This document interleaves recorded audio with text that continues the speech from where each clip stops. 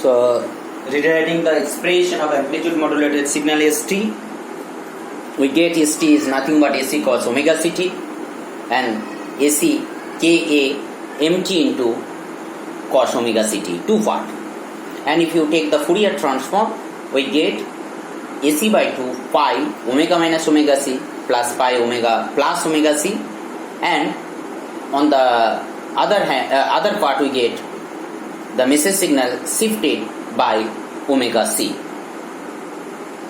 one at minus omega C and another by plus omega C. Therefore we are getting the frequencies that the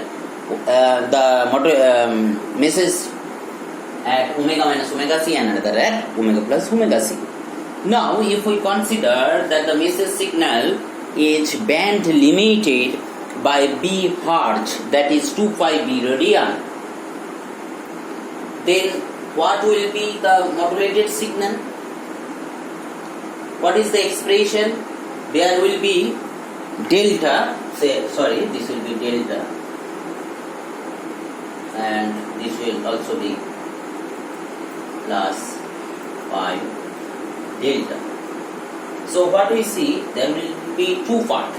One is a two delta function, one situated at omega C, another situated at minus omega C, and the message signal is shifted to omega minus omega C and another is shifted to minus omega C to form omega plus omega C.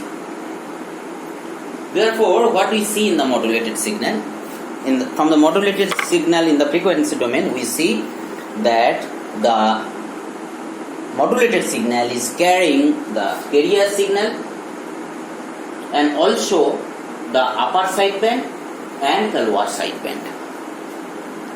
That means sidebands. What is that upper sideband and lower sideband?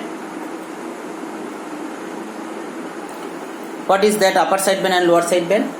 Upper sideband is the band over or above the frequency omega C. This part, this is from omega C to omega C plus 2 pi B, this is upper sideband. Similarly, in the negative frequency concept, it will be minus omega C to minus omega C plus 2 pi, minus 2 pi B will be our upper sideband, and this will be lower sideband.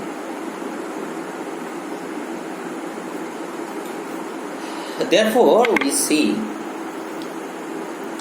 that the modulated signal is carrying carrier signal along with it upper sideband and lower sideband. And what is the bandwidth? The bandwidth, if you consider here, what is the bandwidth? Difference between the upper highest frequency and the lowest frequency is omega C plus 2 pi B minus omega C plus 2 pi B. That means 4 pi B radian per second, or we can also tell the bandwidth will be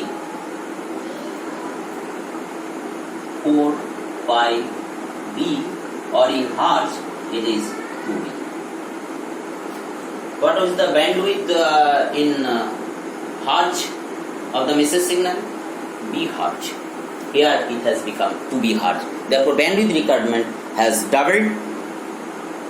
Another noting that it is carrying carrier and upper sideband, lower sideband. Therefore, a huge power requirement is required. Now we will see how much power is wasted for this type of modulation.